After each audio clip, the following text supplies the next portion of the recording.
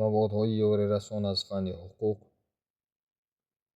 китоби дарсӣ барои синфи ҳаштум. асосҳои давлат ва ҳуқуқ. боби чорум. шуури ҳуқуқӣ ва маданияти ҳуқуқӣ. мавзӯи якум. мафҳум, таркиб ва навъҳои шуури ҳуқуқӣ. ҳуқуқ ҳамчун зуҳуроти иҷтимоӣ ин ё он шакли муносибати одамонро нисбат ба худ ифода менамояд. чунин муносибат мумкин мусбат ё ин ки манфӣ бошад. агар инсон арзиш ва заруроти ҳуқуқро дар ҷомеа дарк намояд, он гоҳ муносибат ба ҳуқуқ мусбат мебошад ва баръакс, агар инсон ҳуқуқро ҳамчун падидаи бефоида ва нолозим шуморад, он гоҳ муносибати худро ба ҳамаи он чизҳое ки предмети ба танзимдарории ҳуқуқ мебошад, дар ин ё он шакл ба таври манфӣ ифода менамояд. ин муносибат вобаста ба дарки моҳияти ҳуқуқ метавонад самаранок, оқилона ва пуртаъсир бошад. бояд дар назар дошт ки шуури ҳуқуқӣ яке аз шаклҳои шуури ҷамъиятӣ мебошад. вай дар алоқамандӣ бо шаклҳои дигари шуури ҷамъиятӣ вуҷуд дошта метавонад. шуури ҳуқуқӣ пеш аз ҳама бо ахлоқ вобастагии зич дорад, зеро одамон ба моҳият ва мафҳуми қонунҳо, рафтори қонунӣ ва фаъолияти мақомоти ҳифзи ҳуқуқ аз рӯйи меъёрҳои ахлоқӣ баҳо медиҳанд. шуури ҳуқуқӣ бо ҷаҳонбинии фалсафӣ, ақидаҳои сиёсиву мафкуравӣ ва динӣ зич алоқаманд аст. чунки тасаввуроти инсон доир ба олам, қонунҳои умумӣ, инкишофи табиат ва ҷомеа, таносуби шуур ва ҳаёт дар шуури ҳуқуқӣ инъикос мегардад. муносибат ба ҳуқуқ бисёр вақт вобаста ба ақидаи сиёсӣ муайян карда мешавад. ин хусусият ба муносибати марксистӣ-ленинӣ нисбат ба ҳуқуқ хос буд. зеро аз нигоҳи фаҳмиши марксистӣ-ленинӣ ҳуқуқ ифодаи иродаи синфи ҳукмрон дар қонун буда, қонун ҳамчун чораи сиёсӣ маънидод карда мешуд. ба шуури ҳуқуқӣ низ дин таъсир мерасонад, зеро одамони дорои эътиқоди динӣ ба ҳуқуқ аз нигоҳи фаҳмиши динӣ баҳо медиҳанд. агар мо ҳуқуқро ҳамчун воқеияти объективӣ баҳо диҳем, он гоҳ бояд мавҷудияти аксуламали субъективии одамонро ба ҳуқуқ ки шуури ҳуқуқиро ташкил медиҳад эътироф намоем. шуури ҳуқуқӣ ҳам радифи ногузири ҳуқуқ мебошад, зеро ҳуқуқ танзимкунандаи муносибати байни одамон мебошад. аз тарафи дигар, ҷараёни эҷоди қонунҳо ба фаъолияти бошууронаи одамон алоқаманд аст. аз ин ҷо ҳуқуқ натиҷаи маҳсули чунин фаъолият мебошад. он чиз низ маълум аст ки ҷараёни ба ҳаёт татбиқ намудани ҳуқуқ одатан натиҷаи фаъолияти бошуурона ва иродавии одамон мебошад. фаъолияти ҳуқуқэҷодкунии Маҷлиси Олии Ҷумҳурии Тоҷикистон мисоли равшани кори бошуурона шуда метавонад.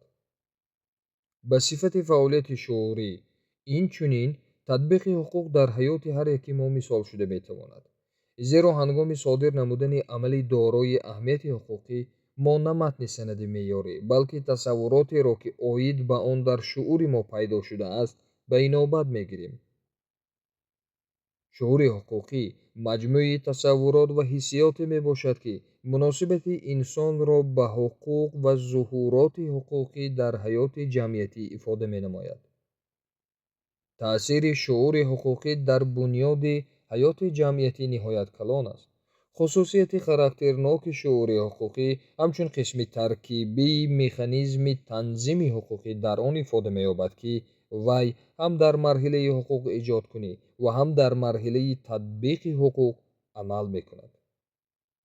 вай дар ҳамаи механизми танзими ҳуқуқӣ ба монанди меъёри ҳуқуқ, муносибатҳои ҳуқуқӣ, санади татбиқи ҳуқуқ ба ин ё он дараҷа иштирок мекунад. шуури ҳуқуқӣ дар марҳилаи татбиқи ҳуқуқ, ҷараёни амалӣ намудани ҳуқуқ ва уҳдадориҳои ҳуқуқӣ дар ҳаёт нақши муҳим мебозад. аз сатҳ, сифат, характер ва мазмуни шуури ҳуқуқӣ то дараҷаи рафтори одамон дар ҷомеа, قانونی، غیر قانونی، ضررناک و خطرناک وابستگی دارد. محض به طفیل شعور حقوقی آدمان به قانونی یا ضد حقوقی بودن رفتار خویش بها می‌دهند. در جامعه امروزه شعور حقوقی باید مضمون غیر مفکوروی و غیر سیاسی داشته باشد. انسان به حادثه های حقوقی نه از نگاه منفیت های مفکوره حزبی، سیاسی، گروهی یا دولتی، بلکه با در نظر داشت ارزش های بشری باید بها دهد. ترکیب شعور حقوقی پیش از همه از ایدئولوژی مفکوره حقوقی عبارت می باشد. به مفکوره حقوقی مفهوم و تصورات آید به حقوق و ظهورات حقوقی در جمعیت داخل می شود. سطح و صفت نشانداد چنین تصورات می تواند گوناگون باشد، از عادی، مقرری، رویکی تا علمی و نظریوی. به مفکوره حقوقی هم محاکمرانی های شخص تجربه هستی داشته راهبری محله و هم اثر علمی و نظریوی ایجاد نموده عالم ساحه حقوق تعلق دارد. نقش مفکوره حقوقی در تنظیم حقوقی خیلی مهم است. در اساس عقیده، نظریه و تعلیمات حقوقی، فعالیت حقوق ایجاد کنی به راه مانده شده جریان تطبیق حقوق عملی کرده می شود. در جامعه حاضره مفکوره حقوقی انعکاس به واسطه فهمش مثبت و مفید بشر بوده اساس کنستیتوسیونی خود را دارد. موافق کنستیتوسیون جمهوری تاجیکستان، در تاجیکستان حیات جمعیتی در اساس رویه های گوناگون سیاسی و مفکوروی انکشاف می یابد. قسم یکم ماده 8. مفکوره هیچ یک حزب، اتحادیه جمعیتی، دینی، حرکت و گروه نمیتواند به حیث مفکوره دولتی اعتراف شود. قسم دوم ماده 8. یعنی مفکوره حقوقی در کشور ما افاده کننده هیچ گونه منفیت نبوده، بلکه انعکاس کننده ارزش های حقوقی عمومی بشری می باشد. در ترکیب شعور حقوقی عنصر دیگر نیز موجود است که آن را روانشناسی حقوقی یا خود پسیخولوژی حقوقی می نامند. احساس و حسیات به ترکیب شعور داخل می شود و برای همین انسان نمی تواند در ساحه تنظیم حقوقی تنها فکرانی عاقلانه را به اینابت گیرد. پسیخولوژی حقوقی که عادتاً از شناسایی آدم با حقوق آغاز می گردد، با تأثیر محیط حقوقی عمل کننده تشکل می یابد. در نظر باید داشت که پسیخولوژی حقوقی واقعیت را توسط احساس درک نموده در سطح فهمش حقوقی همه روزه قرار دارد و با همین سبب تغییر پذیر یا زود عوض شونده می باشد. تابش احساسی مثبت یا منفی به خصلت و رفتار درست یا نادرست حقوق تأثیر می رساند.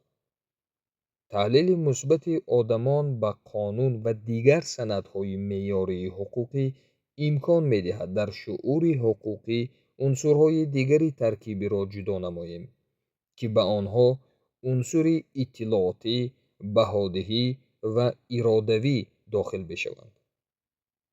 عنصر اطلاعاتی نشانه در شعور انسان موجود بودن معلومات آید به قانون و دیگر سندهای معیاری حقوقی می باشد. سطح اطلاعاتی شعور حقوقی قسمی ترکیبی شعور حقوقی می باشد، زیرا به اطلاعات دایر به قانون و دیگر سندهای معیاری حقوقی نمی توان مناسبت به آنها وجود داشته باشد.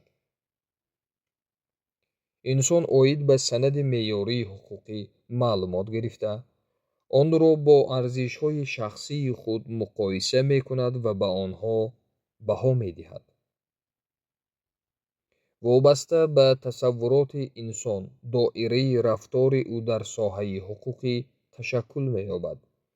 از طرف دیگر، فهمش ماهیت حقوق از طرف انسان برای عملی نمودن مقصد و منفعت انسان مساعدت می‌نماید.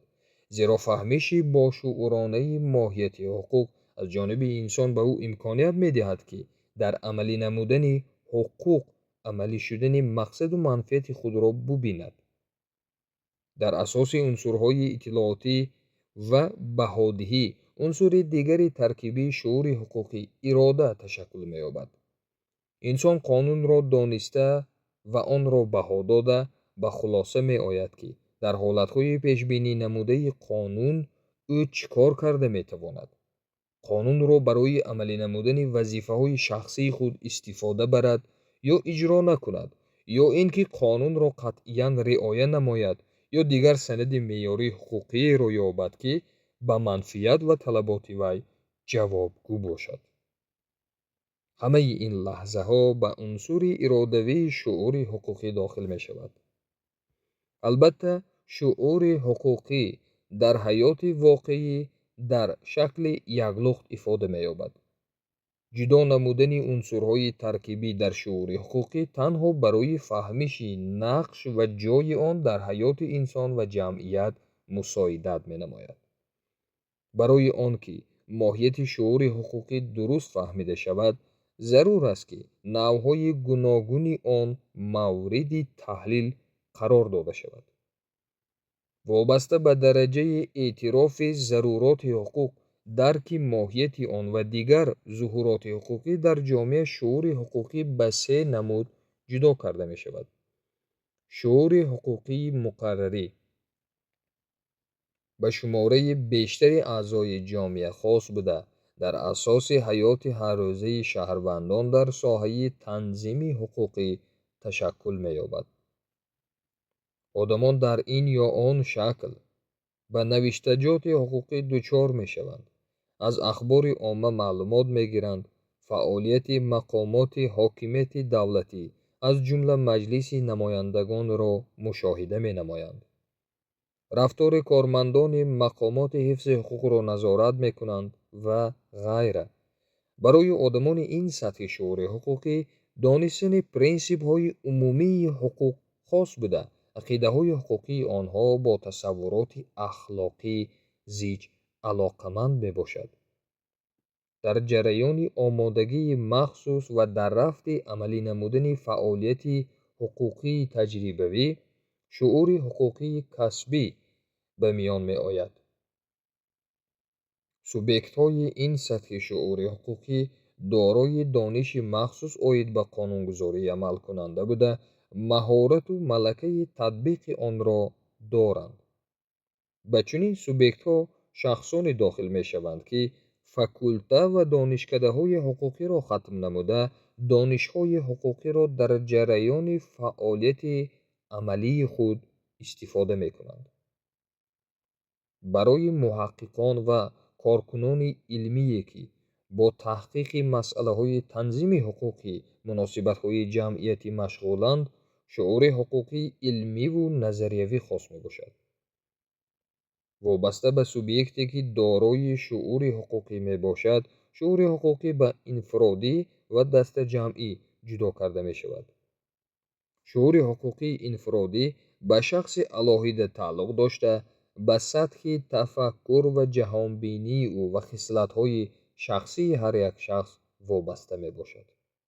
шуури ҳуқуқии дастаҷамъӣ хислати гурӯҳӣ, оммавӣ ва ҷамъиятӣ дорад. вобаста ба ин, онро ба шуури ҳуқуқии гурӯҳӣ, шуури ҳуқуқии оммавӣ ва шуури ҳуқуқии ҷамъиятӣ ҷудо менамоянд. шуури ҳуқуқии гурӯҳӣ ба гурӯҳу табақаҳои алоҳидаи иҷтимоӣ хос буда, тасаввур ва ҳисси ин ё он гурӯҳи иҷтимоӣ, синф, табақа ва ҷамъомади касбиро ба ин ё он масъалаи танзими ҳуқуқи муносибатҳои ҷамъиятӣ ифода менамояд. шуури ҳуқуқии гурӯҳӣ аз шуури ҳуқуқии оммавӣ фарқ дорад. шуури ҳуқуқии оммавӣ ба гурӯҳи муваққатӣ ва ноустувори одамон хос буда, ҳангоми гирдиҳамоӣ, намоишҳо ва раҳпаймоиҳои осоишта зоҳир мегардад. аз шуури ҳуқуқии ҷамъиятӣ ба тамоми аҳолии кишвар, қитъа ва давраи таърихии муайян тааллуқ дорад. масалан, шуури ҳуқуқии буржуазии социалистӣ ва ғайра. ба он мафкураи халқиятҳо ва миллатҳоро низ дохил намудан мумкин аст.